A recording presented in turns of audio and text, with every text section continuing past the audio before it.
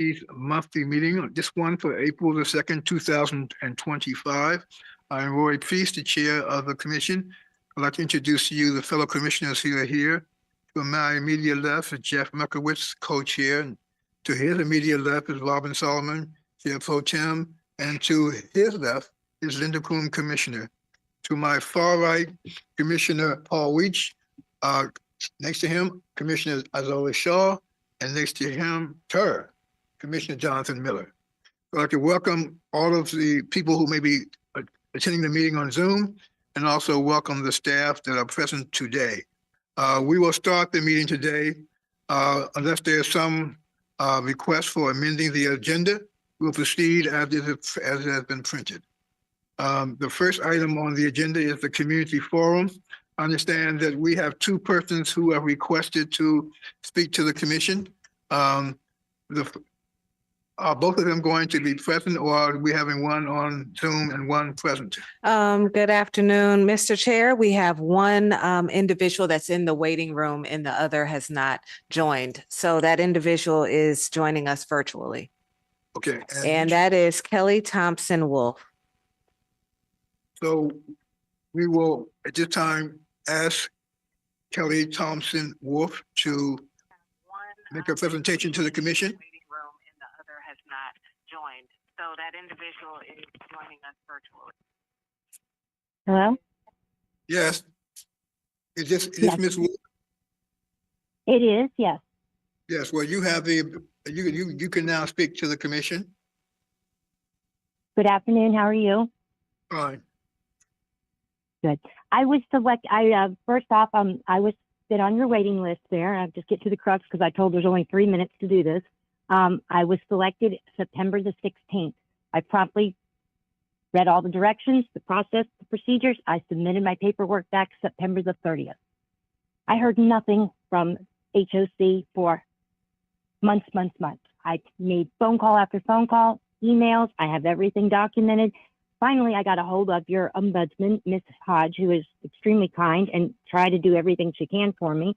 And I finally got, it's going on 6 months now. I finally got to one person that actually knew something what was going on. My concern is that I listened ever since I got selected there. I have been watching every meeting that you have for the public. And everything that they say is not what's told to the people that call in, or the people that receive the you've been selected type thing. And I understand there's a lot of, hoops and whatever you got to jump through to do all of this. I understand. I've been on the waiting list for many years. However, why select these folks and waste your resources there at the commission with unnecessary phone calls, unnecessary emails, anxiety, people getting upset? Why select the folks if you don't have the resources to handle it?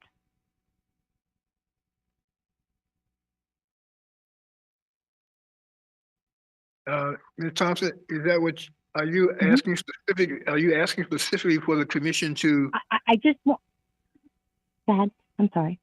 No, I'm asking you what your specific action is that you are wanting to present. My question is I know that obviously something got lost along the way here. I mean, I don't understand the power of selecting and leaving someone in limbo for going on 6 months. Is that usual? Is that customary? I couldn't get an answer from anybody that was cohesive enough for me not to follow up this way. According to Ms. Hodge, she said I had every right to address you guys, but I just don't know how to go forward with any of it. And I can see where the disconnect is, but is this something that's normal? Am I overreacting that it does take 6 months after you're selected? Well, I think the matter, it varies from applicant to applicant. So I can't just generally, I can't tell you whether it's 1 day or 1 month or 6 months. It just depends upon the circumstances for each applicant. In your case, I understand Ms. Hodge is working with you now, correctly? She's directing me into she's doing the best she can. I mean, it's not her department and she's just trying to triage the problems, but that's what I wanted to know. Yes, I think you can feel confident as long as Ms. Hodge is involved with this matter, that it will in fact be brought to the attention of the correct people on the staff and the appropriate action will be taken to in fact support what your application for disabled waiting list, health insurance voucher program. So I'm sorry you have confronted what you've been dealing with to date, but I'm quite sure that the matter will be handled expeditiously going forward. So we will follow up with our staff to make sure that your matter has been addressed before our next meeting. Okay, thank you. I guess. Thank you very much for calling. Thank you. Okay. Are there any other persons who are going to appear before the commission for the community forum? At this point, I do not believe that there is anyone else in the waiting room. There Okay. is one other person in the waiting room? Oh, okay. I couldn't understand. Well, that's who was just on. Ms. Henderson Robinson? Okay, so this is Janice Henderson Robinson. Yes, thank you. Yes, Ms. Robinson, you can speak to the commission? Yes, I'm here. Yes, yes. My name is Janice Robinson. Was in the Housing Opportunity Commission from 2013. I joined the FSS program, which they were saying that it's an escrow account that I was joined into. And for some reason, I never received that escrow account. The amount that they promised from the rent goes in the account, escrow account. I only received $5,000 with the FSS program. They said $10,000 you're supposed to receive back, which I didn't receive that money back. But after a period of time, PNC Bank was sending me a check of $70 every week, and Bonnie Hush was the person who was in charge of the SSS program, and Miss Lynn Hayes. When I file a complaint, I always get bombarded when I always come to the meeting. You know, they all put me in the side of a room. So everything's it's going to be taken care of, which I never dealt with, and it's been going on for such a long time. I'm back in 2022, I was complaining about the housing opportunity system that I was living in Troy Road. The basement was so messed up with mold, and I complained, so nothing has been done. So my question to the commission is, I would like to see better things done with the people like us who are in the program, communication better with the people who are in charge of the program. I've not seen, since I've been in the program, nothing has been upgraded. Nothing has been done to mitigate the issue with HOC housing. I'm still seeing the same problem. When we call in to get to speak to a manager, we always never receive back a call. Even when we send email, no email reply back to us. So I want the commissioner to address that issue with the HOC management in HOC and the miscommunication with us as client towards HOC. I just, even when Miss Bonnie Hush sent me the dial number, she didn't give me a password. She only sent me the phone number to dial in, but I didn't receive a password. So I couldn't even to access even to come on the line. If I didn't call, I wouldn't be able to access the meeting today. So this is what the miscommunication with the problem with HOC and clientele with us as tenant. It really needs to be addressed. Ms. Henderson, what is your current status with HOC? Are you in fact a current occupant? Yes. Are you living in one of our properties? Yes. And so you are currently living in our, are you having some conditions present in that property that you want to have the agency to address? No, not at this moment, no. So your matter seems to go back to a situation when you were previously involved in the Family Self-Sufficiency Program? Yes. And you're concerned about the calculation of the escrow amount? Is that what your concern is? Yes. Yeah, well, I know that procedurally that when a person is getting ready to graduate from the Family Self-Sufficiency Program, they sit down with the staff of that program and that staff reviews with them what amount of funds they have accrued in their escrow account.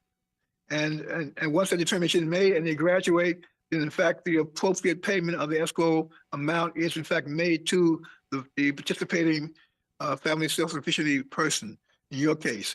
So I don't know what it may have happened, but if that's what your concern is, it goes back for a while.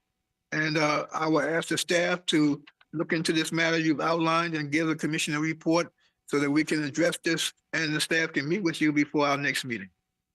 So I appreciate you Yeah, calling sure. in and thank you for your time. Thank you so much. You're welcome. Bye-bye. So on those two matters, I'm just, Ms. Andrew, just make sure that we get some interim status report on those two matters. Will do. Okay. We'll next move to the next item, which normally would be a report from our resident advisory board. I understand that Mr. Panchik is ill, and so he will not be present. So we will go past that portion of the agenda, and now we will go to the report from our president, Chelsea Andrews. Yes, thank you, commissioners. And this month, we're spotlighting the work that we are doing. It's really timely based on the feedback you just received as it pertains to how we can excel as a world-class organization. We definitely have had feedback from customers in various forums in regards to opportunities to improve how we engage with them. And it is a process of step-by-step process of changing some of our past practices and ensuring that we're able to deliver the service we all want to deliver, which is why this is one of our main goals. So you will hear today what we've done already to date as it pertains to improving our own operations. And this is something that we'll continue to report out on in a transparent way in these meetings. And so that's what we'll focus on today. And I'll just ask the team to turn to the next slide. So we have three primary objectives. I'll always start with just reminding us, these are the key components to our strategic plan, and it includes expanding affordable housing in the county, enhancing the lives we touch through supportive services and partnerships, as well as the one that we're going to focus in on today, which is excelling as a world-class organization. Next slide. This just spotlights that members of the public and the team, the commission, can always chart our progress as it pertains to these various goals on our website, as we've launched the new dashboard just last month. And so you will see that it is comprehensive and gives insight in regards to how we're moving along with our goals. Next slide. Just to refresh, and especially for new commissioners, these goals that were created with feedback from clients, from staff, from the commission. And therefore, we have set forth a 5-year plan to accomplish transforming these various aspects. As it pertains to excelling as a world-class organization, we identified 4 goals. Excel as a world-class place to work. So that focuses in on our actual staff and how they're respected and enjoy this working experience.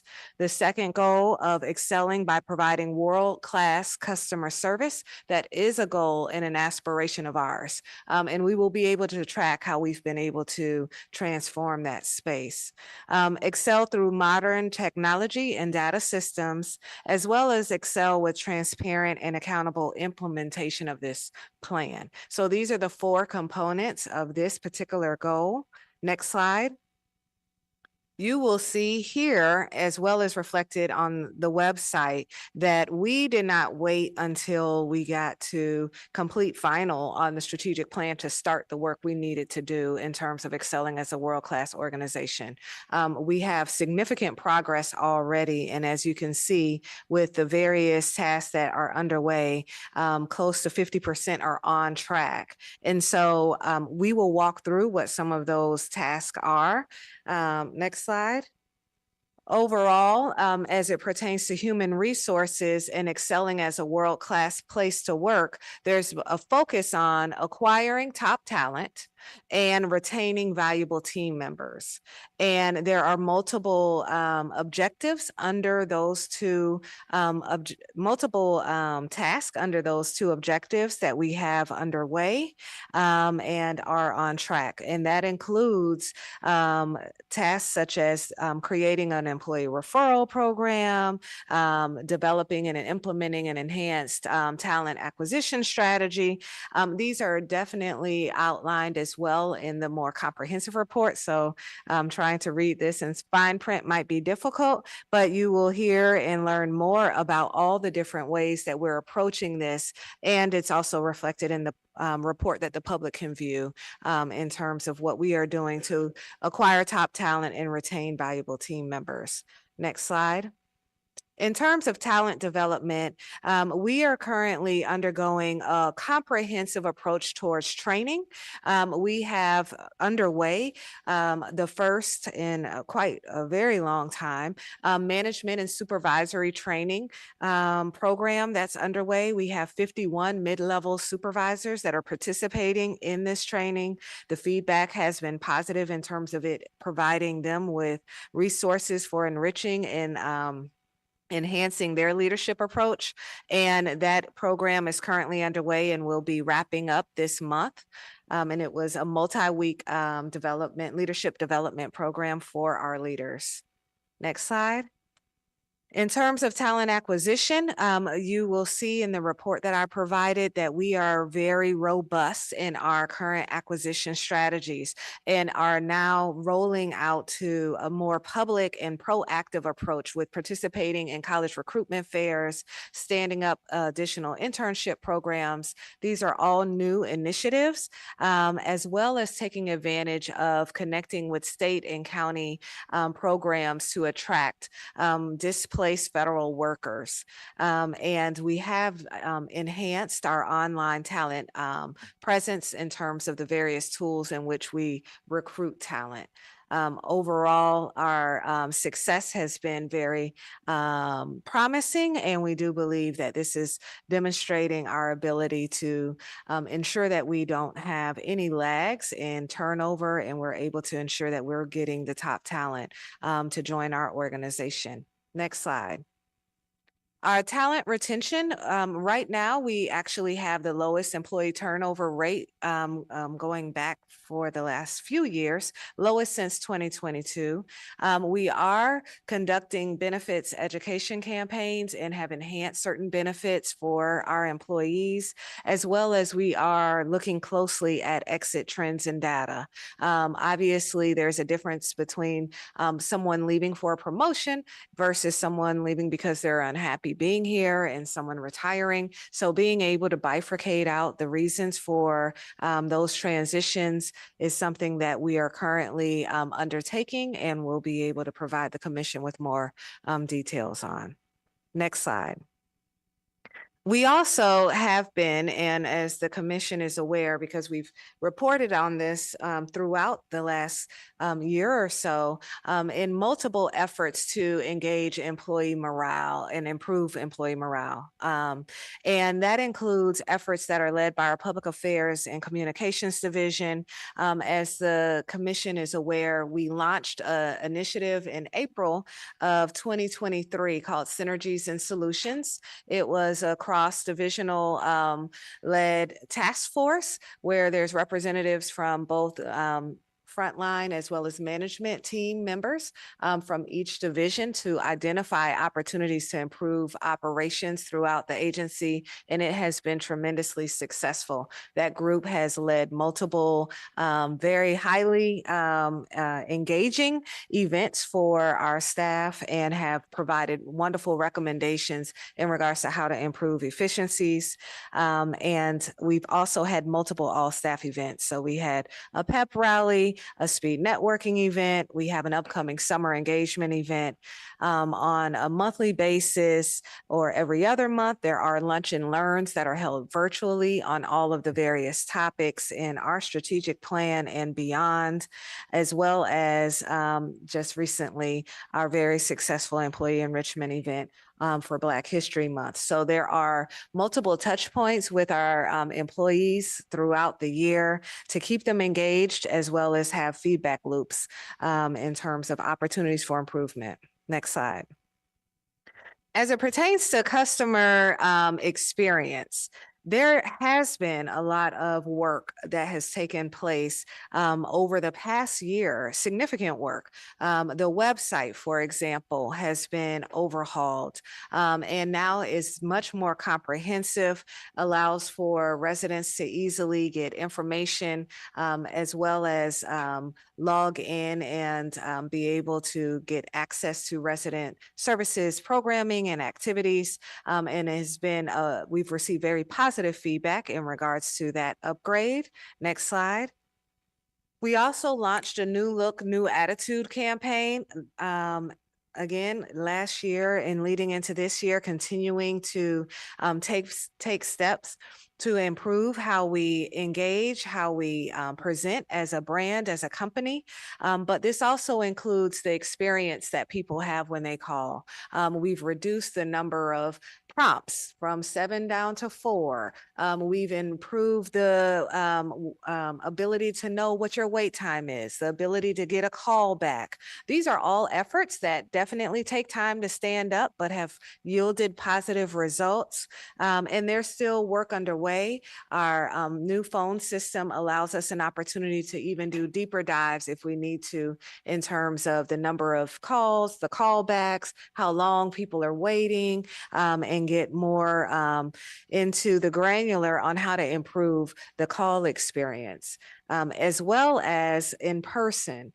We have improved that experience in many ways as well. There are slight enhancements in terms of water and just the feel for our lobbies, but there is also now a digital process for signing in that allows us to track how many people are coming to each place, how long they're here, who they're here to see, and have a good idea of what that experience is.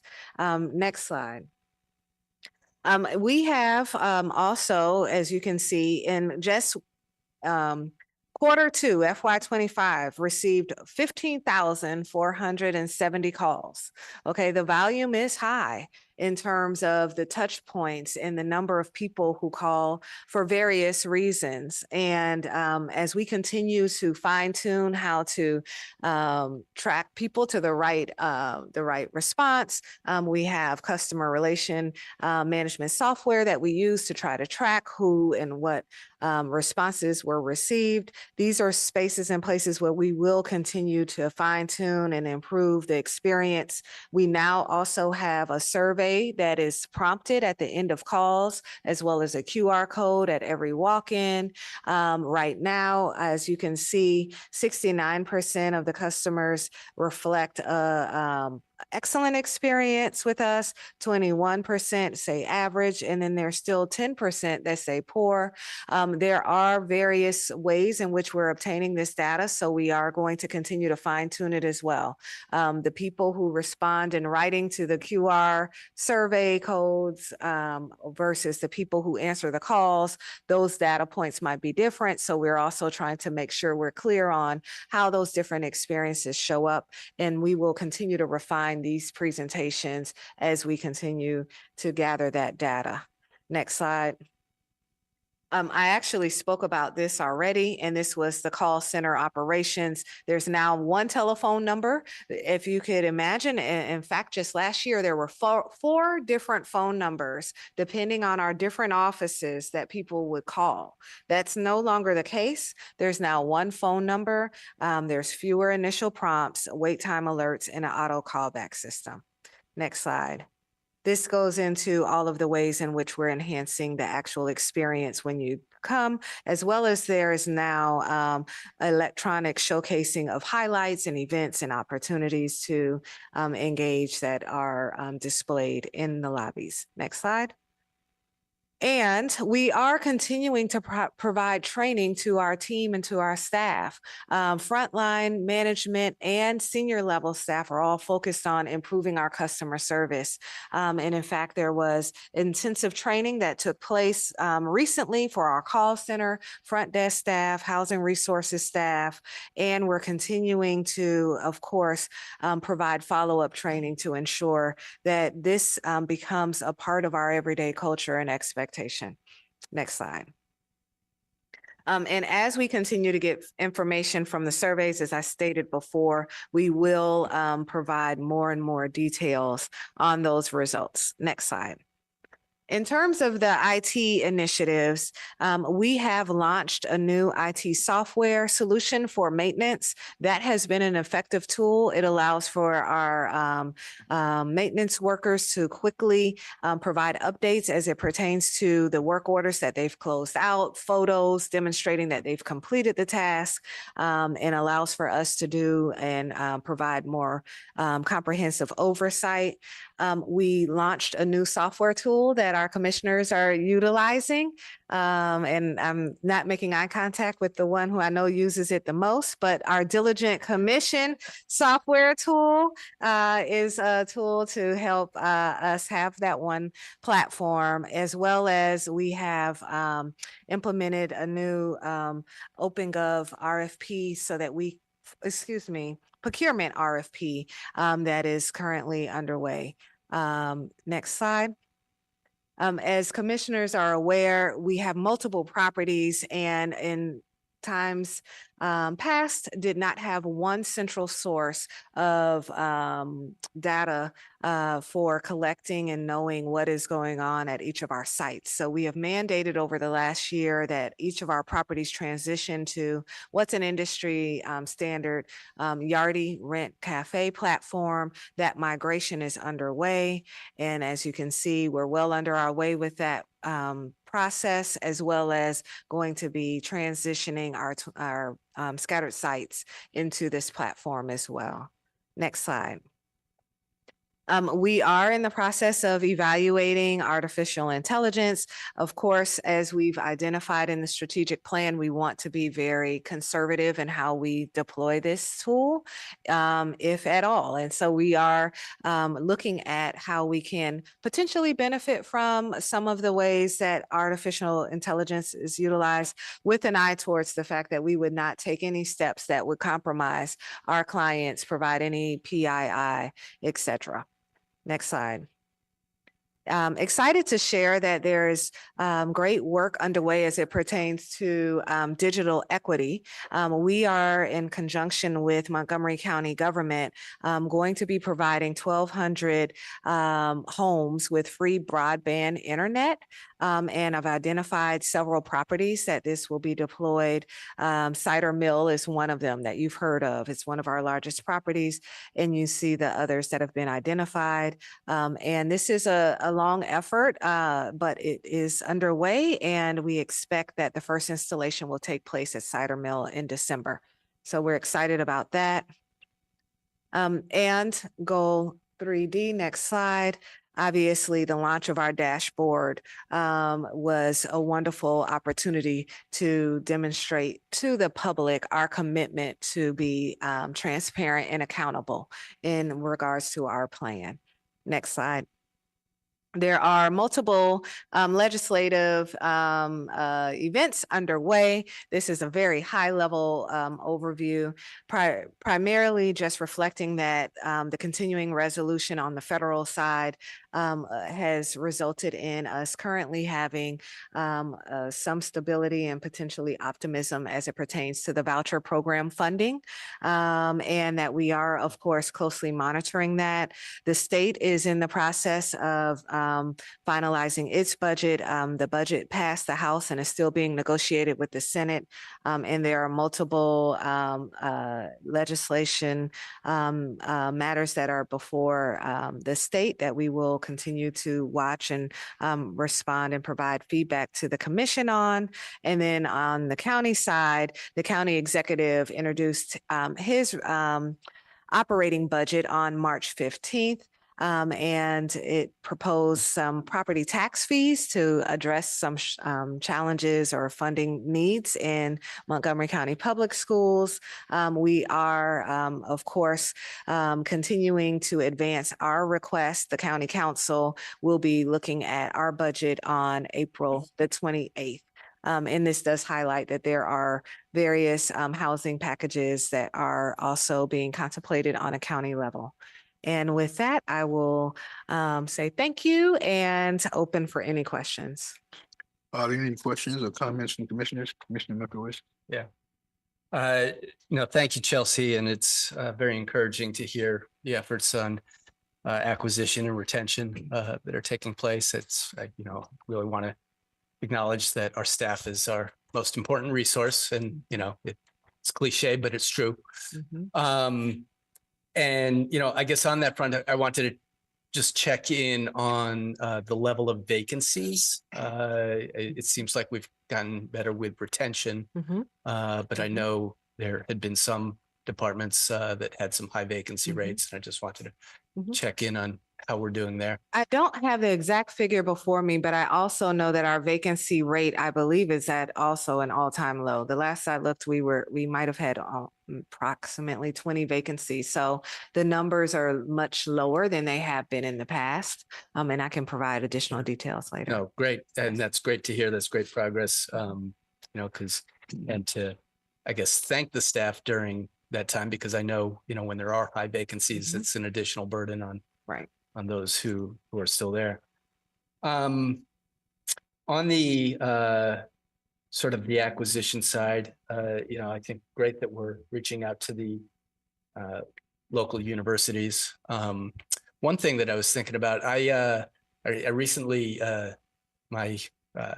a vehicle. We got a new vehicle because one of our cars was at the end of its life, and I donated it to Montgomery County Public Schools. There's a vocational program for automotive trades. But when I was at, I think I was at Edison bringing the card, I also saw that they have a construction trades program in the schools.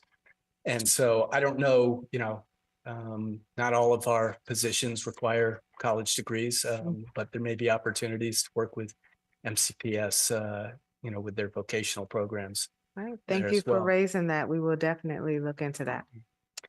The final thing that I wanted to bring up, sort of, I guess, on the legislative front, I had seen a notice that the funding for emergency housing vouchers, which was finite, is running. They're expecting it to run out a lot sooner than Mhm. had originally been anticipated. I think it was originally anticipated to last through 2030. Right. And now Now they're warning 2026. that Bless you. that it may be out much sooner. And I guess I wanted to, I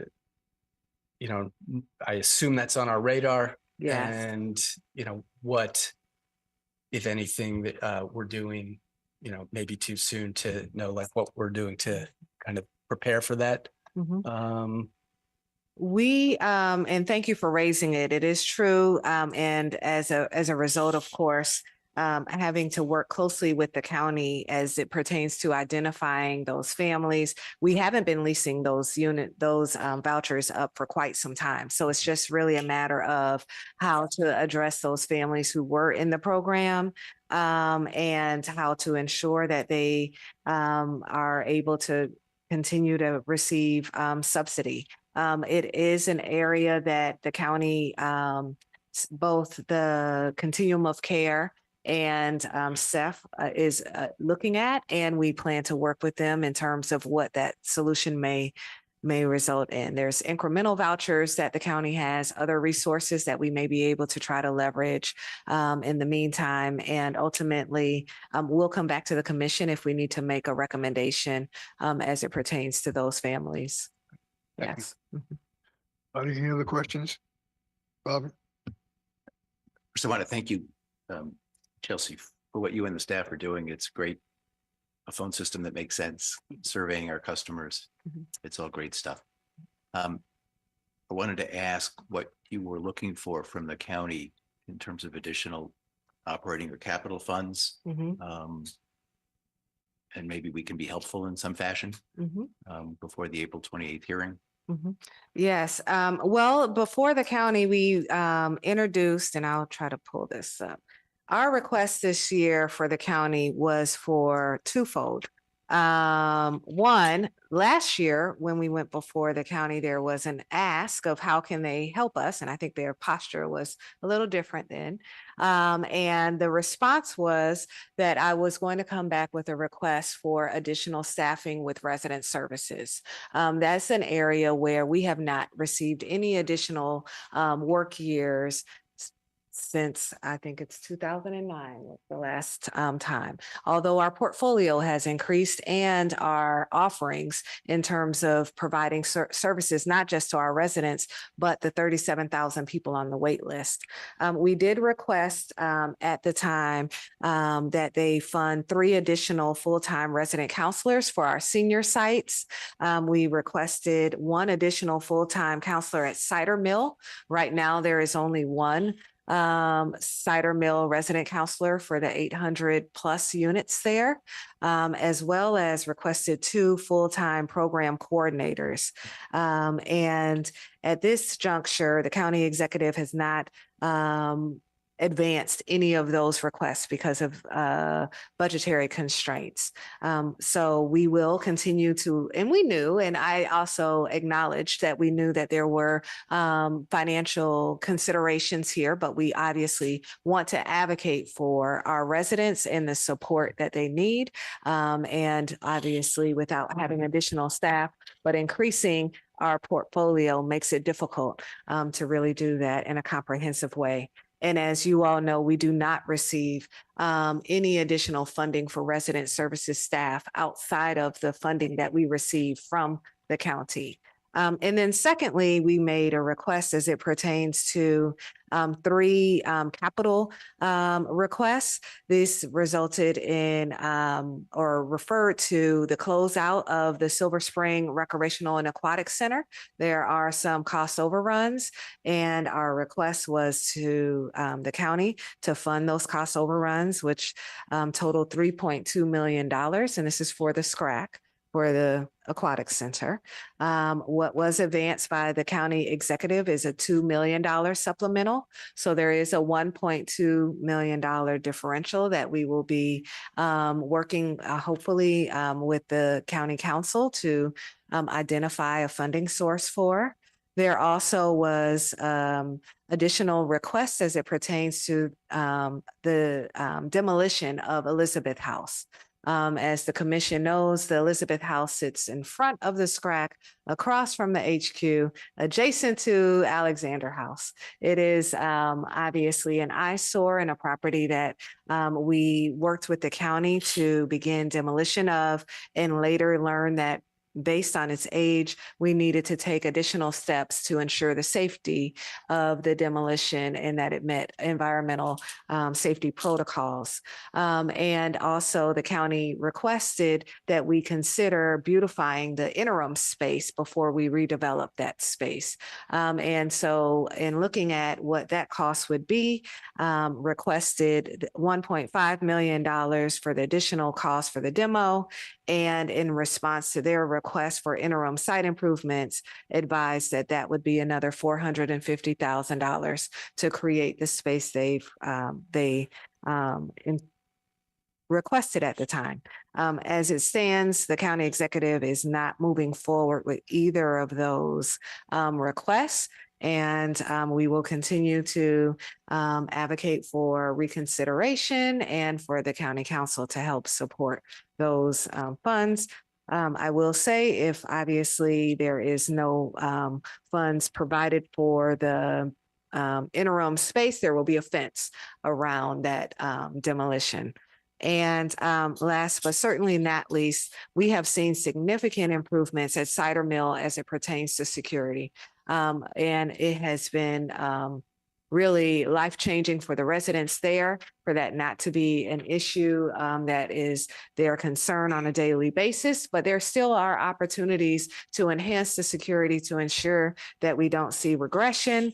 And there are also other capital needs, balcony replacements that are needed at Cider Mill. We advanced a request of $2.3 million to support those needs. And at this time, the county executive's budget does not include responding or providing any additional funds for those requests. Thank you. I just wanted to make a point. I think on the switching subjects, on the habitat sale of some units, which was, which was a lovely idea, and consummated. I believe the county's funding to support that effort with down payment assistance, et cetera, I think came from CDBG. And who knows where that goes. Right. So just making a point. Right. Fortunately. Thank you Yeah. for your answer. Okay. Thank you. If there are no other questions, let me just ask a few, I'll make a few couple statements. One of the first things that I did when I first came on the commission was that I came to a lunch and learn and participated with the staff in discussing, a little bit about the history of community development and whatnot. I enjoyed the exchange, but I've been concerned because I haven't been invited back. But certainly would be. Oh, the rest of that gone to these meetings. Certainly would be more than willing to come back and share, because there's a lot of experience on the commission on the things that we have done collectively in our lives and individually. So if we can be a part of Lunch and Learn, I think most of us would be willing to do that. I'm putting you all on the spot. The other thing is the fact that, I think I was very impressed with the dashboard and what that does, but and along with the improvements that have been made to improve our communication system and the way customers interact with us. But I'm just wondering, how are our customers learning about these improvements? We are just hearing about them now, and I'm just wondering, how do they know that they are available, that they can access, and maybe even the two ladies we spoke to today, if they had a way they could go on and really track their own individual cases, it would certainly be a lot more efficient than they would be able to have really first-hand awareness about how we are responding. And if that's an outcome from the system, that would be a great outcome, because that would cut down on people's concern about, I called, nobody responded, but it will track now. You said the phone calls record date and time, calls, and when they return. So we can see how we can improve that communication with our residents. It would be a major thing on, I think, quality of care and that whole first class thing you're trying to do. So that's one thing that I would certainly encourage us to do. The other thing I just a concern, and that's not about anything you all have done, it's just the fact that we become more toward technology, and people have ability to see and get data and information from technology. To me, that does not supplant the fact that we still need to have direct contact with our clients.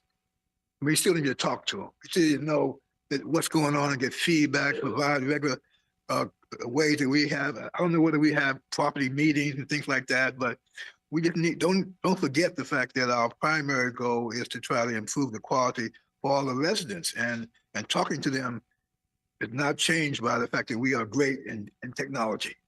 Absolutely. Agreed. I do want to just respond in terms of the first question you posed. There was a very mass communication effort to share with individuals the efforts that we were taking in terms of customer improvement and enhancement, and that include mass email blasts and letters and that sort. So those are the ways in which we communicate out, definitely also on all of our social platforms. And then thank you for the recommendation in regards to other ways to try to improve that customer experience. I'll talk to the team to see what is feasible with our current software and capabilities. Yeah. Mr. Chair, just pivoting off what you just said, I also was impressed by the fact that we had 15,000 calls to the call center. It's an awful lot of calls that humans have to manage and take care of. I know it's early in the process, but have you noticed any trends yet in terms of how many people access online, how many access us coming in person, and how many We do calling? And apropos of the chairs, I'm an in-person kind of person. but there might be some efficiency if there's some sort of triage about who goes in which door.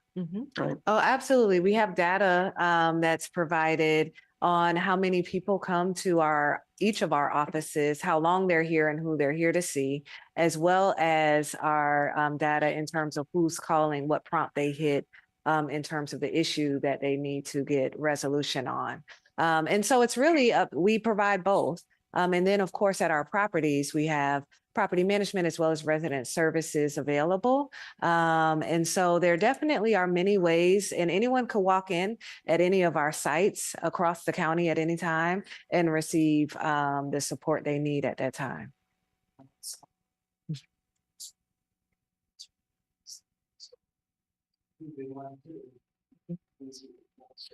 Of course, but just the balance, I think there are certain protocols and access available now. For example, we're encouraging people to use our online portal. That's the portal that they can submit their application. There's a portal where they can upload the status in their information for recertifications. That's the portal where landlords can obtain information. We are now transitioning to Yardi so that if you have a maintenance request, which we do now see that we have that available, you get even more maintenance requests, but it's easier to submit a request for a maintenance work order. So we are providing that technology, but at the same time, we have seniors, we have individuals who prefer other mechanisms. So we also allow for individuals to walk in and get that one-on-one support. Yes. Jonathan, yeah. Thanks. Yeah, just a couple of quick questions. So on the turnover, does promotion in that 16%, does promotion count as turnover? I don't believe we would consider that we did a good job of retaining talent. You're meaning internal promotion or Internal. Yes, right. That would be internal. But So where there might be turnover is now there's a vacancy Right. that we're backfilling for, especially if it was a new position created, there might be a position that's now vacant. So, But in terms of internal promotion, no. so the 16% is just people who leave the agency Overall altogether. vacancy at the agency. And that is very different than, for example, our peers in this space, Right, which is that was- closer to 40%, That's 40. And as it pertains to openings, I'm corrected here. We have 26 openings. And in the past, we had up to 60. Hopefully, again, with this current market, my hope is that we're able to find the right talent for these positions, the right skill sets, and address those positions as quickly as possible. And then the only other thing I was going to say, I commend you for the cautious approach to the artificial intelligence issue. I think I'd be very interested to see how our guidance develops on that. Yes. Thank you. Okay. Yeah. Although, So I thank you, President Andrews, for your report. I also want to echo my colleagues and thank staff with all the improvements and updates to customer service. I did have a few questions with all those excellent metrics that you had. How often or what's the time frame to evaluate using those metrics? And so those metrics are updated every quarter, and every month you'll hear an update from me as we're working our way through each of those goals and objectives. We'll give updates, but then on an annual basis is when we will give a high level overview of how we've accomplished our strategic goals for that year and where we started at the beginning of the year and where we are at the end of that year. Yes. I also wanted to ask, are you gathering analytics on the website to see like which pages are most frequently used and how folks are getting information? Yes, and in fact, that was one of the great enhancements with our new website. We are able to gather that data and know what people are searching for, what pages they're on. And it wasn't here, but we're also going to roll out a new intranet that will also allow us to see even what staff are going to, what they need when they're searching the internet as intranet as well. Yes. And my last and third question is, I also saw that you were developing the AI guidelines. What's the timeline on the release of the guideline? I am taking a very slow and cautious approach there. And I would say that it will probably be in the next 3 to 4 months because we have external consultants that are giving us some guidance. We're looking at how on a day-to-day basis, maybe AI can help you develop a more comprehensive email or, those types of ways in which we might be able to leverage AI before presenting it in a public manner in terms of how we're using it. And it will be some time before we move forward with that initiative. I do appreciate that you're going forward with a very careful and thoughtful approach with AI. Thank you. Thank you. Thank you.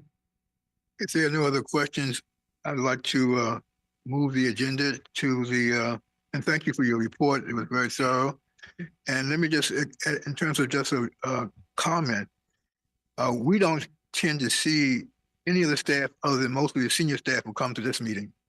So we don't see a lot of the mid-level, the 51s who are getting the training, which is a great idea. Okay, I really believe in building opportunities for advancement through building your mid-level management and growing them up. But if in fact, the exposure that I have had personally with your senior staff, if that's indicative of what we are experiencing in your staff in other positions, then I am feeling very comfortable that we are going to build a strong workforce. So I just want to compliment you on that. Thank you. If that, let me move on to our commissioner exchange. On that, I would just simply say that a number of the commissioners have been sharing information from publications and other things that they get and announcements about other meetings and opportunities. And I encourage you to continue to do that. And where we are able to participate in that, we can. It's always, learning is always a great thing. You know, and I found it in this work for all these years I've been in, I've never been a day when I wasn't learning something that I didn't know the day before. So I encourage people to continue to share that information. Any other comments that anyone has right now? Jeffrey. Thank you. I mentioned this annually because on an annual basis, the National Low Income Housing Coalition puts out a report called The Gap, and in which the gap referring to the gap of available affordable housing units for various population groups at different income levels. And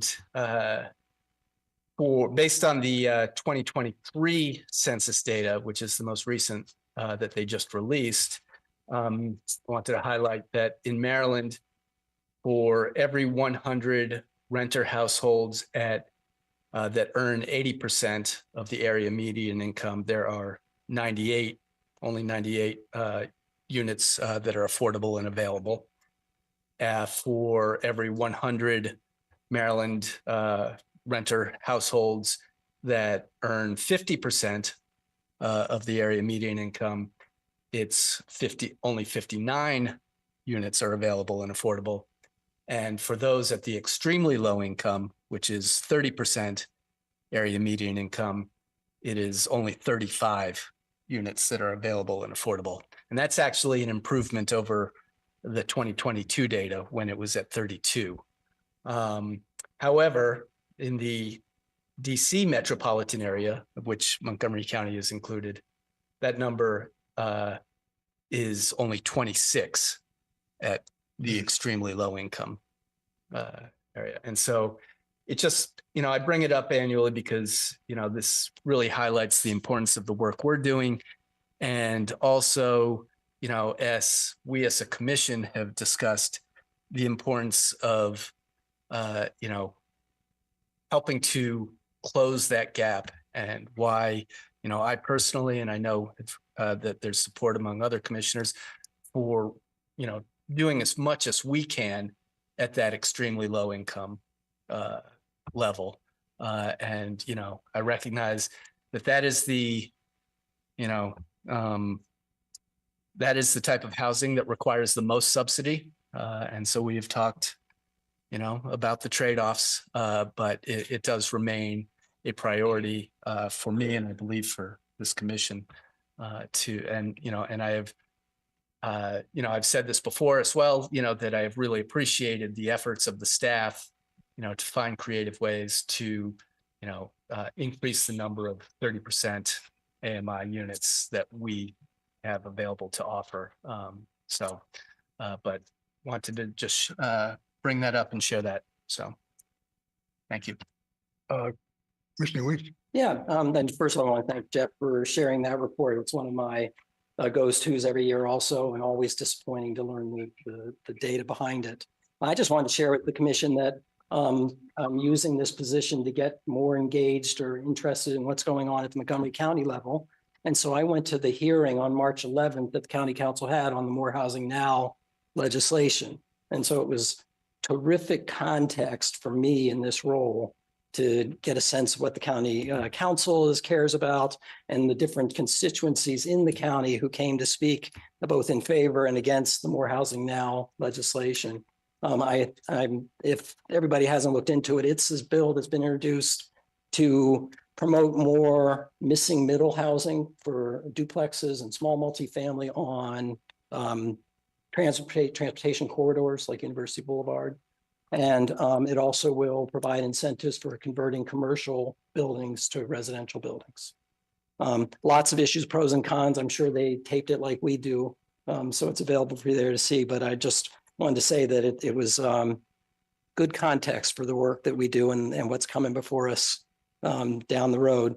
I also know yesterday that the council passed a bill revising consumer protection laws to include tenants for under that law. And I down the road would love some time to learn more about how that might affect us and our property management and our tenant relations work. So that's all I got, Mr. Chair. Good. Just one concluding comment in a way. And that is like on Jeff's comment. When I came into this work, in 68 and 74 housing, I talked about a goal of 26 million units for closing the gap about affordability. And here we are in 2025, and the gap is even bigger. Kind of wonder, despite all the efforts that we have made, all the programs that have been created, we still have not found a way to make supply satisfy demand. And that's still a challenge. I don't care whether we build housing products out of a factory or stick built. However you do it, we still haven't found a way to close that gap. And a lot of it's a connection between affordability, economics, and construction, and all the things we're dealing with. But we are still, fighting a good fight, but we are still losing. So with that, let me move on agenda if we can. The next item on the agenda, and thanks for the good conversation, are the approval of the minutes of March 5th open session and also the closed session for March 5th. Can I get a motion to approve? Properly moved and seconded. All those in favor signify by saying aye. Aye. Opposers, nay. So ordered. Motion carries unanimously. Next, we'll go to our committee reports and recommendations for action.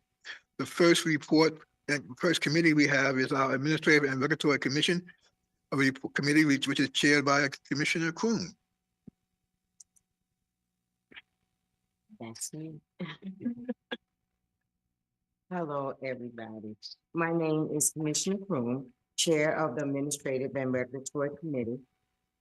This item are HOC fiscal year 2026 5-year annual public housing agency plan submission was presented before the Administrative and Regulatory Committee in March and was referred to the full commission for action.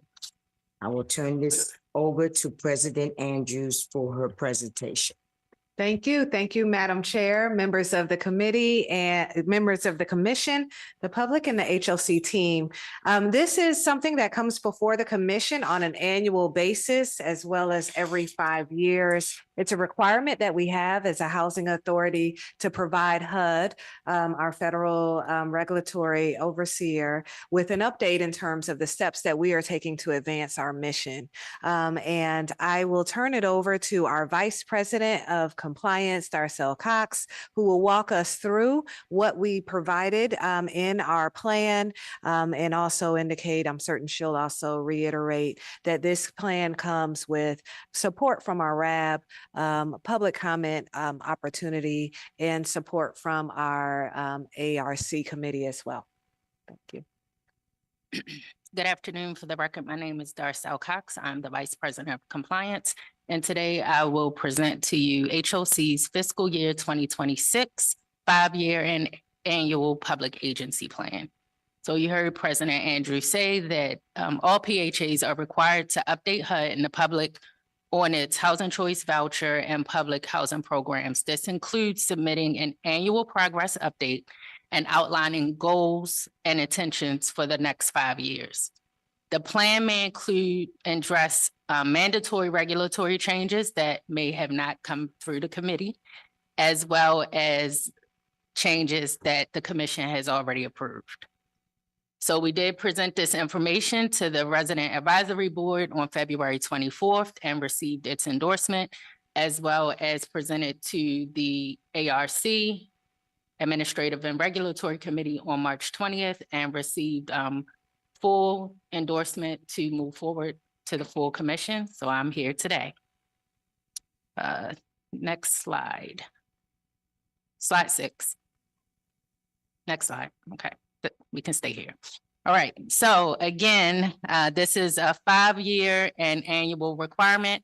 There are 2 templates. The 5-year template, which has a description of HOC's mission, its goals, objectives, and forecast milestones over the next 5 years. Next slide. And then there's an annual template that will be coming before you annually, and this outlines HOC's policies and procedures, and also will give you annual updates on the 5-year plan. Slide 8, next slide. So HOC's overall mission is to provide affordable, high-quality housing throughout Montgomery County while strengthening families by offering opportunities for professional and economical growth. Next slide. So you heard President Andrews mention that HOC has 3 overarching goals to expand affordable housing, enhance the lives we touch, and excel as a world-class organization. Next slide. So HOC no longer operates public housing, but has elected not to close the program. When HOC decided to transition to more efficient forms of subsidies, they did so with $280,000 in its capital fund. The capital fund is a federal grant designed to provide funding to PHAs for development of public housing. So since HUD is moving away from public housing, they created a way for PHAs to continue to use that funding if they had funding left in the reserve. So that is what we coined as fair cloth to red. So HOC will use their remaining funds of $280,000 to create additional affordable subsidies throughout Montgomery County. The first of its, the first project under this program is Springvale Terrace. HOC does not own that property, however, will provide 48 project-based rental assistance subsidies, and construction is anticipated to start the summer of 2025. Next slide. So we have some amazing, exciting initiatives coming up. So Congress enacted the Housing Through Modernization Act, also known as HOPMA, in 2026. This will streamline the administrative functions for its housing choice voucher program. So this is one initiative that has not yet come through the commission, but there's some mandatory components of it. And one of those is a new asset limitation of $100,000. What does that mean? That you cannot enter the program if you have a combined total assets of $100,000 or more, or real property suitable for occupancy. We are, however, HOC will advance this to the ARC committee and the full commission in June on all mandatory and discretionary changes under this program. Next slide. HUD has also made changes to how they view inspections. So we are moving from the HQS, which is the housing quality standards, expectations, to Inspire, the national standards for physical inspections of real estate. We have to implement these changes by October of 2025. However, HOC will move forward a little sooner. We have plans to advance the details during the May ARC committee and the full commission in July of 2025. There will be a full customer communication plan clearly outlining how the changes will impact customers, and this will include written communication and virtual town hall meetings. So we'll bring all of those new exciting details back to you in the very near future. Slide 13, next slide. So under, as I mentioned, the agency plan's purpose is to outline, to update HUD and the public as it relates to the public housing program and the housing choice voucher program. However, HOC also updates the plan to include all housing initiatives. HOC will add an additional 787 affordable units throughout Montgomery County. Some of these initiatives include Hill and Dale Gateway, Guerncourt Farm Stage at West Side Shady Grove, and Wheaton Gateway. These have already gone through committee and been approved by the commission. Next slide 16, next slide. Next slide, 16. Okay. Next slide. So over the past 5 years, one of the updates is that HOC has been awarded additional specialty vouchers to include, as mentioned earlier, emergency housing vouchers, stability vouchers, incremental vouchers, and VASH, Veteran Administrative Supportive Housing vouchers. Next slide. HOC has preserved, created, or upgraded approximately 1,952 affordable units over the last 5 years. HOC has acquired 4 additional properties, renovated 5, and constructed 3. Next slide. Next slide. Next slide. Next slide. So issues for consideration. Does the commission wish to authorize the president or her designee to submit HOC's fiscal year 2026 5-year and annual PHA plans to HUD for formal action today, April 2nd, 2025.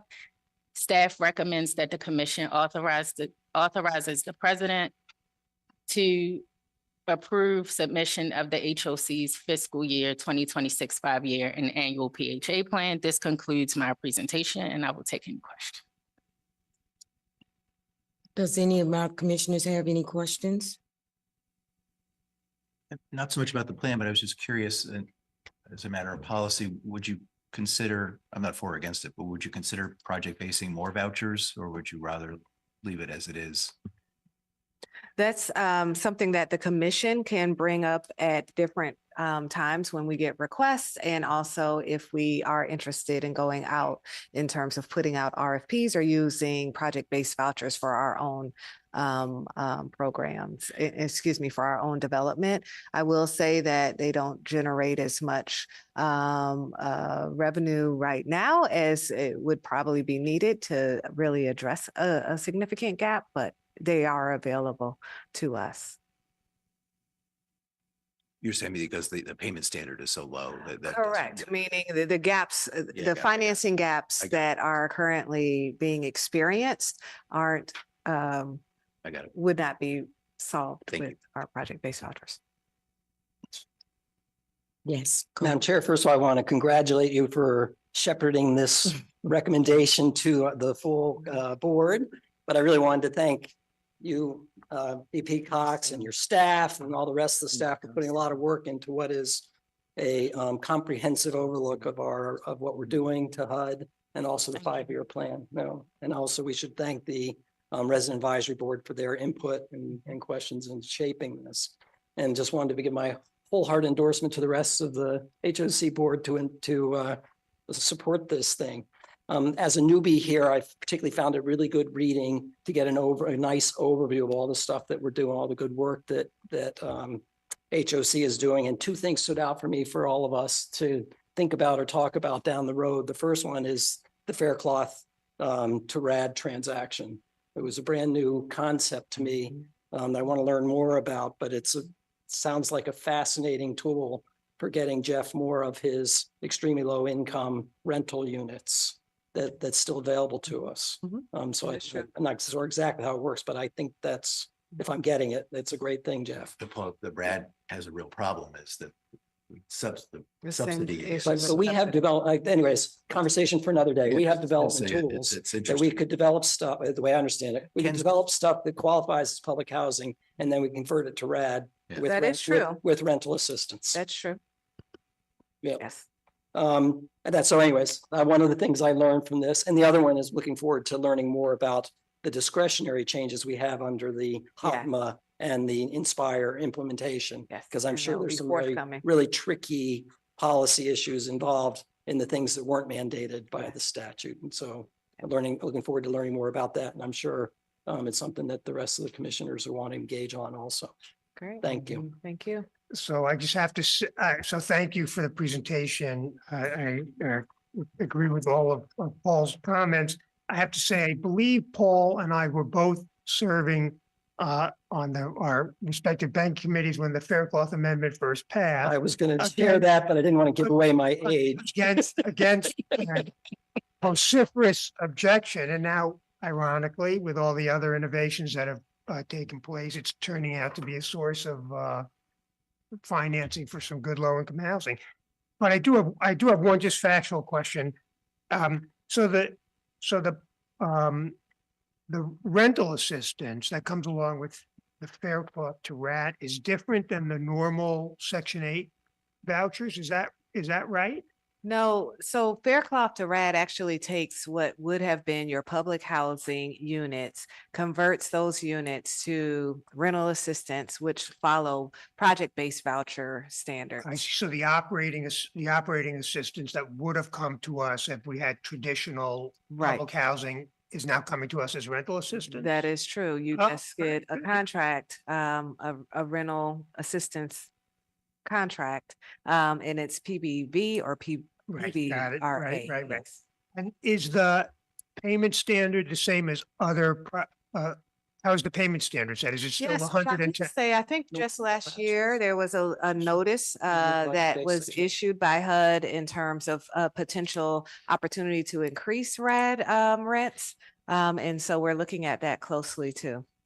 It's a big problem in the program is the subsidy is very low and It is. projects are deteriorating Yes. nationwide and that our RAD portfolio struggles a bit too. And you're right, there is a notice, but I think there's a very narrow definition. And it doesn't apply to lower than normal prior FFRs. conversions. You get a HAP contract, so you know what your subsidy is. You're not subject to annual appropriations, but the number is I low. see. But is it low? So to sort of push on Paul's question is the payment standard for the PBRA different than the payment standard for all other Section 8 VAT? No, it's just that, and it all depends on every jurisdiction. You have different contracts that you enter into with HUD and it's based on the submarket and what's determined to be the appropriate rent for that property. Yes. All right. So we'll learn more about this, I'm Yeah. sure. Thank you. Thank you. Yeah. Any more questions? Thank you very much, Ms. Cox, for your presentation.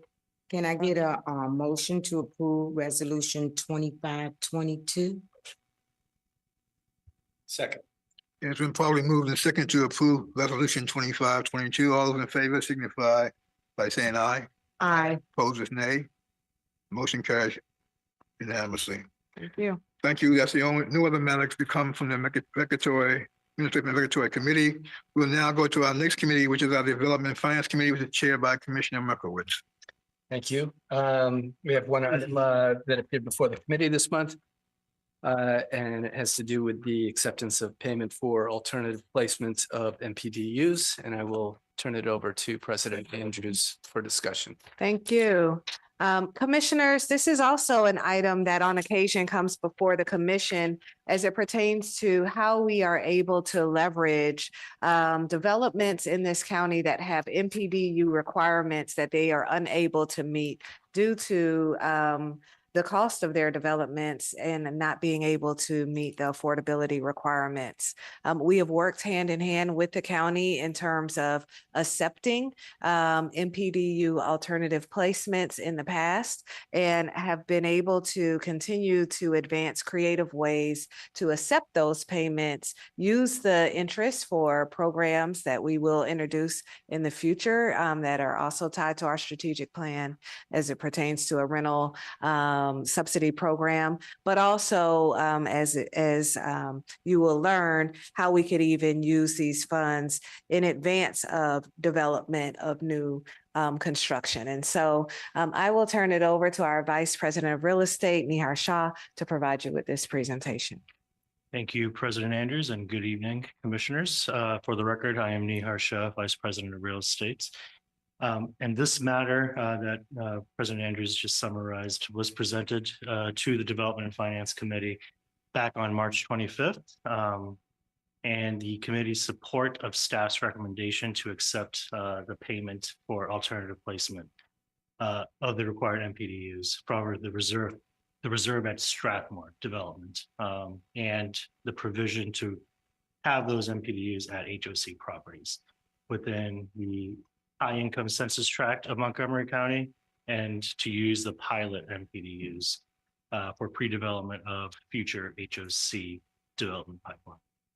To summarize this matter, the new senior housing facility marketed as the Reserve at Strathmore is within the master plan site on WMATA owned land at the Grosvenor Strathmore Red Line Station, and it consists of 110 memory care and assisted care units that aren't considered as part of the county's MPDU program, but the 129 units of independent living facility are included. Due to the high service charges of approximately $4,700 per month per unit, or nearly a 250% of an average MPD unit rent, the county approved the developer in placing its 21 MPDU units within the high income census tract of the county, which is the 15% MPDU threshold, as opposed to the 12.5% at other areas of the county. 5 of these MPDUs will need to be in close proximity to a metro rail station. HOC negotiated an aggregate payment of $2,925,960 to absorb these 21 units into existing or future HOC property, with 5 to be placed at the Grosvenor Place condominiums located within the submarket and walking distance from the Grosvenor Strathmore Red Line Station.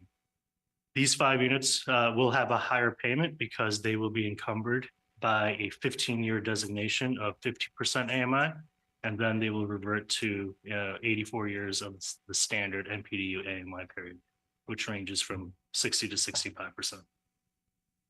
These 5 units are of 8 units owned by an HOC entity, VPC1, within Grosvenor Place condos.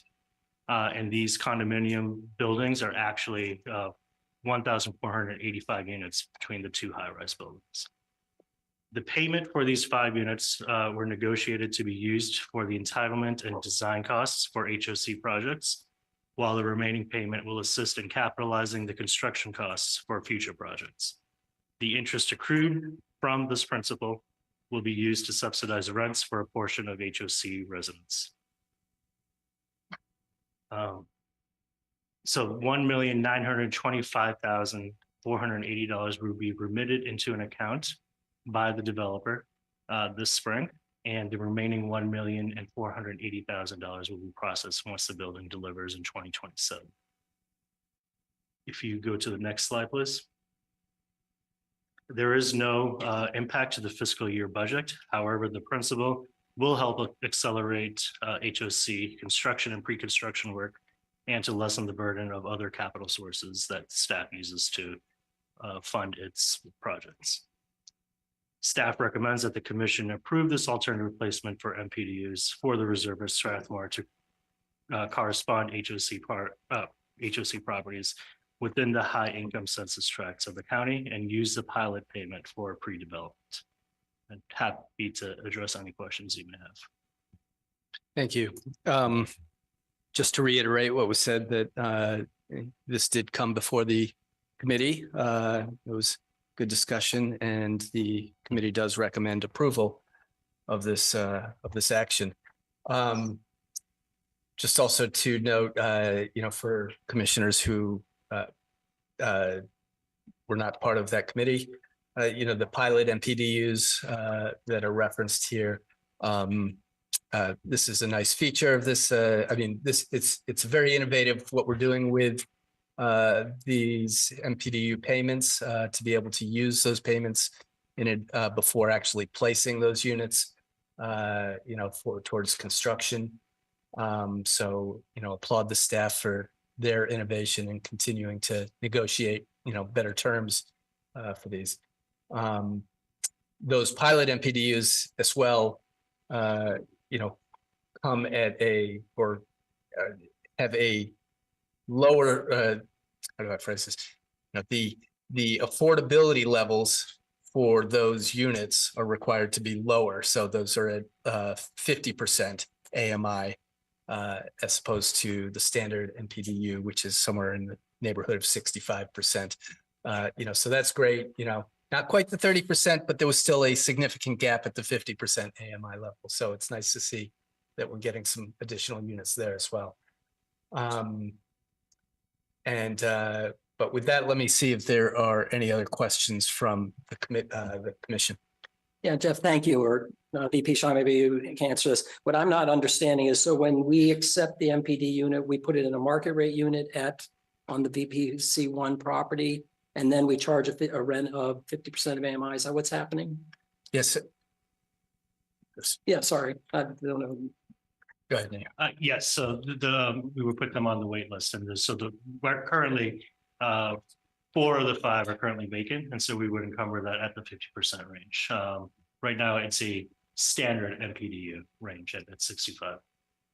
Yeah. So I'm in favor of them, but I'm just trying to understand the transaction.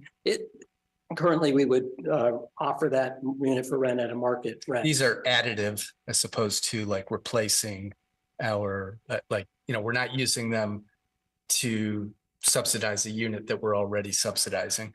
That's what I'm saying. Yeah. So it's an additional subsidized unit that we are able, out of the budget of the property, are able to absorb the cost. The cost is borne by us and not by the money that the developer is giving us. Right. Right. Okay. I understand. Yeah. Thanks. Are there any other questions? If not, I will make a motion to approve resolution 25-23. Is there a second? It's been probably moved and seconded to approve resolution 25-23. All in favor signify by saying aye. Aye. Opposed, nay. So ordered. Thank you. We don't have any other committee reports for the April meeting, and so we will move the agenda to our deliberation section of our agenda. And this will include a presentation about our fiscal year 2026 recommended budget. This is the beginning step of a fairly lengthy monthly process for us to get to finally approving an annual budget for 2026. So this is the first step of that. So in terms of presentation, it's really an overview to us. Don't feel you've got to, at this point in time now, ask every question, because every question can be answered. We are now formulating this. This will go through committee. The committee will have a chance to do it, and then the full commission will have more than one opportunity to engage and interface with this process. So today, this is a presentation being made by the staff to the commission. Thank you. Thank you, Mr. Chair, for setting the stage appropriately here. This is in terms of process, a little unique because what we do is present the recommended budget, and then we come before BF&A, Budget Finance and Audit Committee, on a number of occasions, breaking down various components. It's a very robust and large budget, as well as many considerations. And then we come back to the full commission in June with the final recommended budget. I do want to just pause because while we are at the beginning stages for introducing this budget to the commission, our staff has been working tirelessly to get us here. And so I do want to say and give great appreciation to our budget officer, Terry Fowler, and her team, who has done a tremendous job and who always does a wonderful job at presenting a very comprehensive and balanced budget for us. What you will hear today is a high-level overview of a balanced budget that allows us to continue to accomplish the goals that we've set forth in terms of our strategic plan, as well as what the next steps will be. And with that, I will turn it over to our CFO, Tim Getzinger, as well as our budget officer, Terry Fowler. Thank you, President Andrews. Commission, for the record, Tim Getzinger, Senior VP of Finance and CFO. And again, as President Andrews just stated, I want to thank and recognize the budget team for compiling this recommended budget, which is nearly $854 million in aggregate.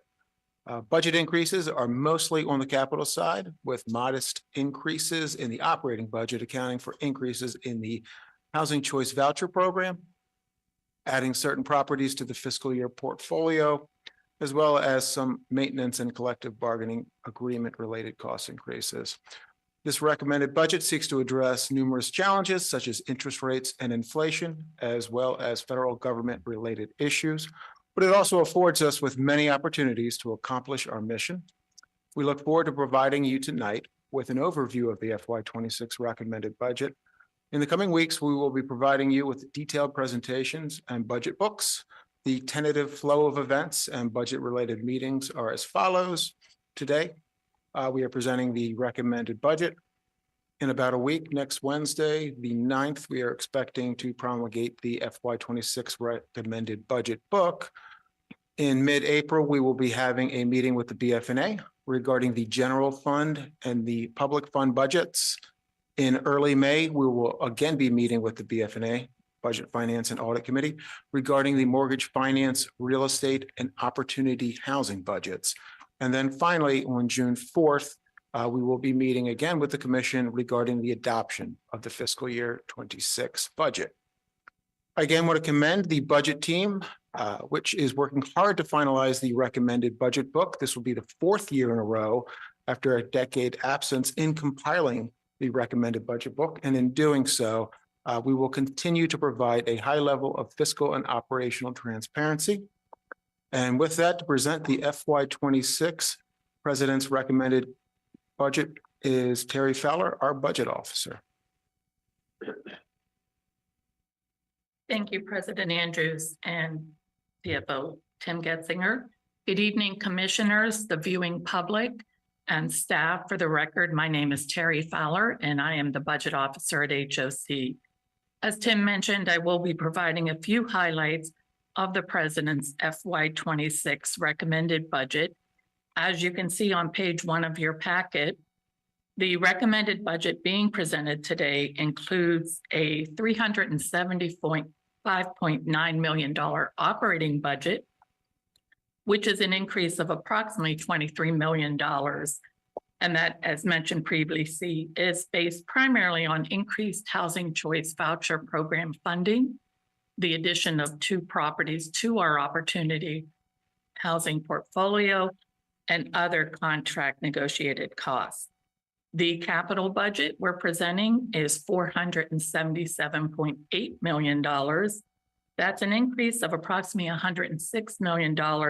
And that's primarily based on the changes in the development budgets that are incorporated as a part of our adoption.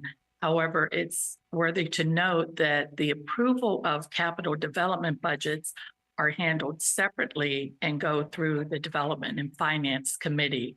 we incorporate a point in time of what those budgets are presented as in the budget. If we move to the chart on page 16 of the packet, as you can see here, this presents, if we can move it up slightly so we can see, thank you so much. This presents our operating budget, and our operating budget is adopted by funds. So you can see this broken out by the 5 funds. I do want to mention that although we are returning to a more normal property operational stance, this budget recommended for 26 still reflects the lingering impacts that COVID has had on our rental income, as well as rising costs and deferred maintenance that occurred as a response to not having full access to units during COVID. As such, the budget is balanced with a projected draw of approximately $1.9 million from the general fund operating reserve. A comprehensive capital improvement plan is being developed to address those maintenance concerns in the units, and additional third-party property management oversight is also part of the plan to address getting our properties back to really stabilized operations. These efforts, combined with staff development and our investments we're making into technology that will create a more agile and data-driven decision-making environment, will enable the agency to weather these times and return to more performing operations. If we go to the next slide on page 17, this is for informational purposes. It breaks out the operating and non-operating budgets by the major categories. Moving on to the next page, page 18. This chart breaks out the sources of funds in our operating budget. You can see that grants make up approximately 46% of our operating income, 173 million. And the majority of that is the funding we receive from HUD for the housing assistance payments to our landlords. The budget includes approximately $140 million in revenue for that. Additionally, in the grant funding, we have funding from the county of approximately 13.6 million for 3.6% of our budget. However, it's important to note that the receipt of these county funds is used as matching funds that enable us to receive additional federal funding. So although it's a small percentage of our overall budget, it's a major contributor to the success of our budget. Another 32% or 120 million of the revenue is generated by our properties. And the balance is comprised in the operating budget of management fees and miscellaneous income. The chart on the right shows you our non-operating income. Primarily, that is the interest on our bond programs, as well as transfers between our funds and the FHA risk sharing. If we move to page 19 of the packet, this chart breaks out our expenses between operating and non-operating. You can see that operating expenses account for almost 75% of our overall budget, or 280.6 million.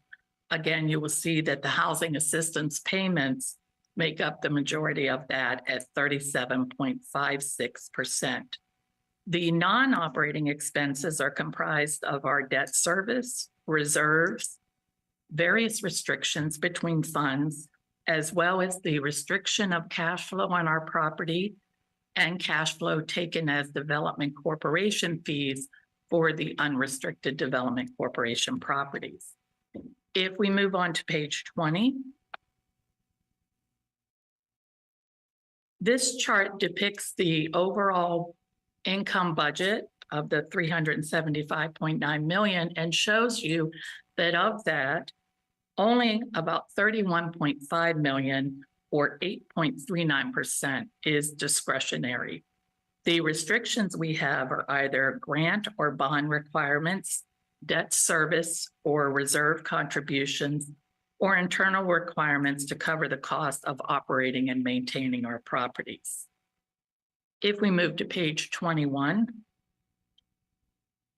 this chart depicts the capital budget that is included in the FY26 recommended budget. The top portion includes the capital improvements on our office facilities, our IT infrastructure, and our properties of approximately 7.8 million. The bottom section is the fiscal 26 portion of capital development projects related to the items you see here. It's approximately $370 million. Or, I'm sorry, $470 million. We can move to the next page.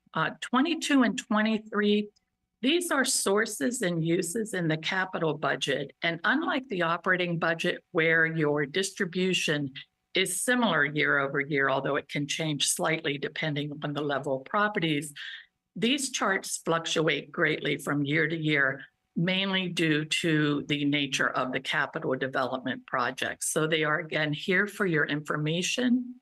They will change as capital development projects change. This is simply a point in time distribution at this moment. As Tim mentioned earlier, we will be going through the budget by fund during the months of April and May and bring a proposed budget back to you in June. To assist you with this, we will make the recommended budget book available to you next week. It has not just financial information, but information of all the programs that we have in the divisions. And it will be published also on the HOC intranet and website. We look forward to addressing your questions at the upcoming BF&A meetings, and we are requesting no action this evening. I'd like to thank the staff for this presentation. You know, the budget book is in fact the budget approval is probably the most important action that we take as a commission, because it's really a policy statement about how we are going to collect revenues and how we're going to utilize them.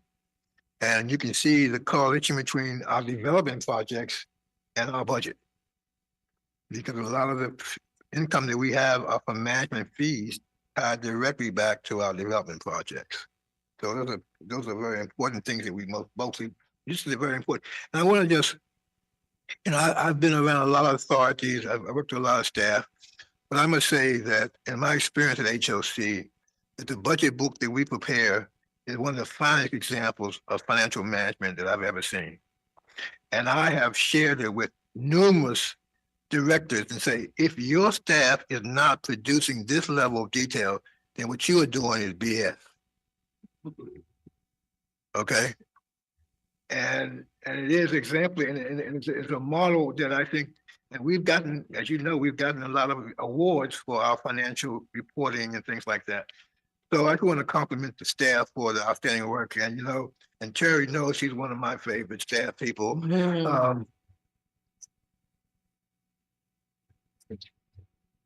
And I'm not ashamed to say it.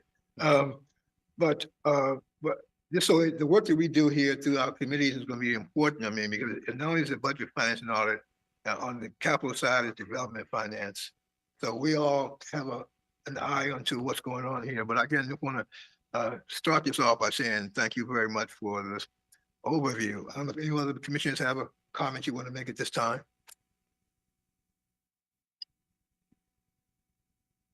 Well, yeah, a couple of questions. I just want to make sure no one else was going to speak. I strongly urge you to, because I think it would be very helpful for us as the process evolves, to compare what you're doing for FY26 with FY25 and with FY25 actuals. I understand we're not done with FY25, but to give us a sense of where we have been, where we're going, it would be very useful to us.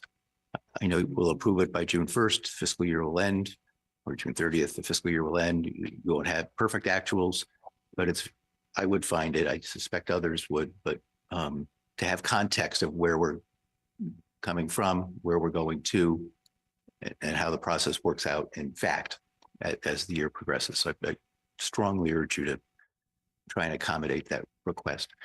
Don't have to answer unless you want to.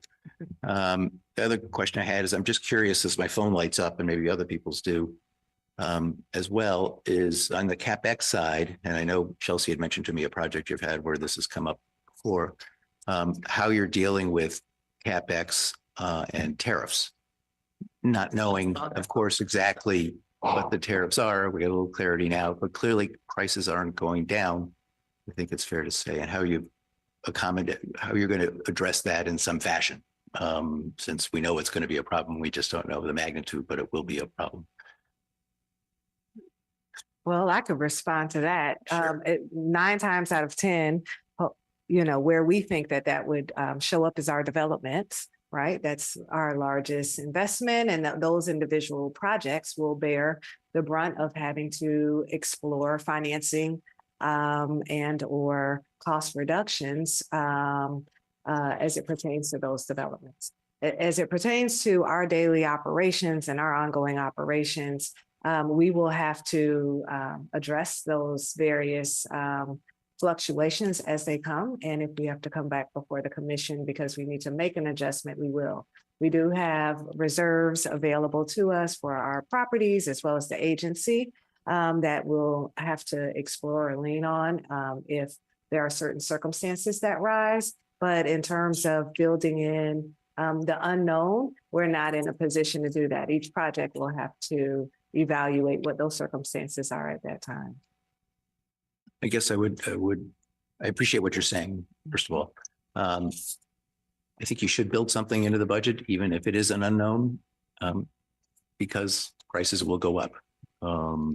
And I'm doing that on my projects, even though I don't know what the number is, right? Well, I guess let me be clear. Sure, Each go ahead. project has contingency budget, and those are presented to and approved by the commission. And so as time goes on, there'll be a reflection of what is going on at that time and what is being forecasted as the need for contingency for each of those developments. Yes. And I understand contingencies. Contingencies are often for things that come up that are unexpected. And you don't want to suck up your contingency just with tariffs because as problems arise that are unexpected. Anyway, if you can, you're welcome to disagree, and commissioners can. I think you should give heavy thought to, even if it makes your budgeting harder,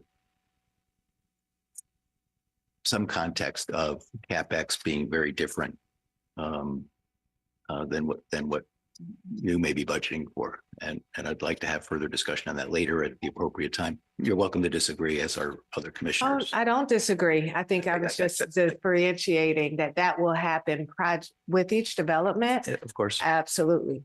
Not necessarily in the operating budget. So, and I can give some. No, I agree with you on that. Okay. I was looking at the CapEx budget. Got it. No. Yes. I think we're not two ships passing in the night. I think we're saying the same thing, but I'd like to have further discussion later in the process about how you are anticipated. It makes sense to plan ahead, even if it's a little unknown. I'll leave it there. Or you'll respond if you want to. I don't care. Okay.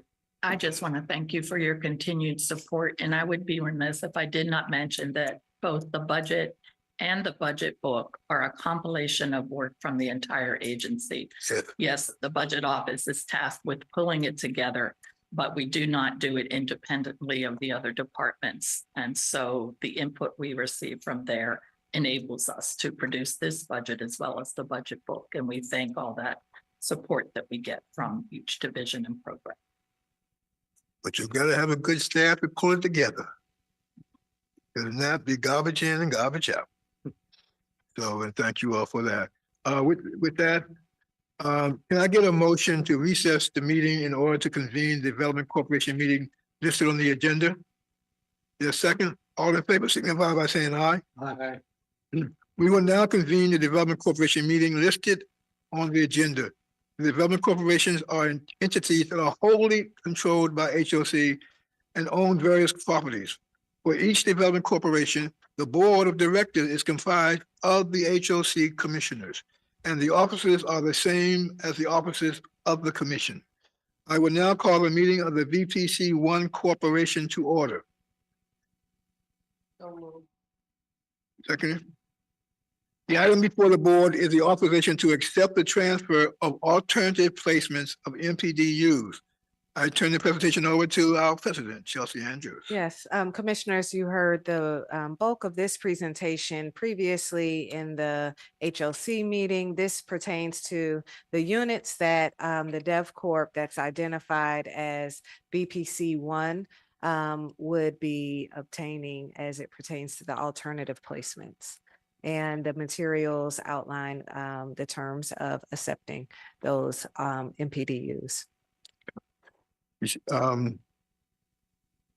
Yes, totally agree. Just for the commissioners, see what we do is we have all these development corporations, and when action is taken in a session that impacts a development corporation, we have to then have a development corporation meeting. That's what we're doing. Is there a motion to approve resolution 25-001 BPC 1? So moved. Second, all in favor signify by saying aye. Those motions carried. With no further business to come before the corporation, this meeting is adjourned. Pursuant to section 3-305B and D of the General Provisions Article of the Annotated Code of Maryland, I move to adopt the written closing statement dated April the 2nd, 2025, and to adjourn this open session to a closed session to discuss 3 topics. The first topic is the possible acquisition of real property located in Gaithersburg, Maryland. HOC must discuss this topic in closed session to protect its bargaining power and to protect confidential information provided to HOC from a third party. Section 3035B3 and 3035B13 allow this topic to be discussed in closed session. The second topic is the financing of property located in Silver Spring, Maryland. HOC must discuss this topic in closed session to protect a third party's confidential commercial and financial information. Section 3035B13 allows this topic to be discussed in closed session. The third topic is potential litigation at the Leggett. HOC must discuss this topic in closed session to protect HOC's attorney-client privilege and to protect its interest in potential litigation.